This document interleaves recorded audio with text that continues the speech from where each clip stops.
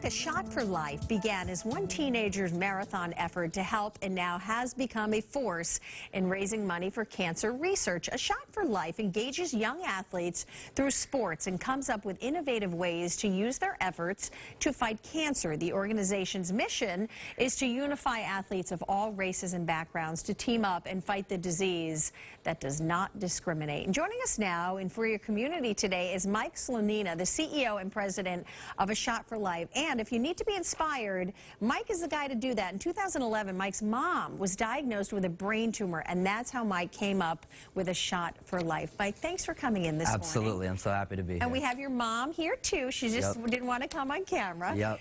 Tell us a little bit about how this all began. So A Shot for Life started when I was 17. I had just ended my junior year of high school, and my mom sat me down on the couch and explained that she was diagnosed with what they thought to be a malignant brain tumor, and I just wanted to do something about it. And that's really how A Shot for Life was born, and that's how the idea to shoot for 24 hours straight really started. And so I trained for about a year, and on April 9th, 2011, we had our first event. And you shot for 24 hours straight. I did, yes. We have to really, emphasize that. That's, incredible. I can't even imagine. And a record, right? Yes. Tell us about that. So I shot 73.2% over 24 hours, and I actually tore my wrist in the 4th hour. So 20 of the 24 hours was on a torn. So you were in pain. Was on a torn wrist that I couldn't bend. Anything for mom, though, right? Anything. That's what you were thinking about, I'm sure. Now, how did you make this a permanent charity event, Mike? So that was really a big process. You know, I was a freshman at Quinnipiac University, and I had to figure out how to turn A Shot for Life into really a fundraising network rather than just one singular event.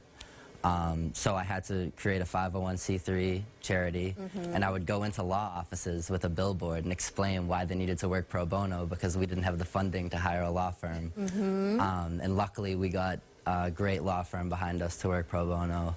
And give him a shout out, Mike. His name is James T. Beliveau, and he's been extremely helpful. That's really special. That's really important. Yeah. And throughout all of this, you actually got good news about mom, right? Yes. So actually, right before our first event, we found out that she was going to be okay. That it might even be a birthmark. And the problem is it's too far embedded to safely biopsy what they see on the scans, so they just monitor it. But it hasn't grown in about 5 years, which is a great sign. That is such great news. Yes. And now tell us more about A Shot for Life. We have an event coming up. We'll be doing more. We do. So this is our next step into a new demographic. So up until now, we've had what are called the A Shot for Life Challenges, which is where the 16 best boys and girls in the state compete in this massive shooting competition to be named the best shooter in the state. And the kids also fundraise on top of being in the event, which is a really big thing because they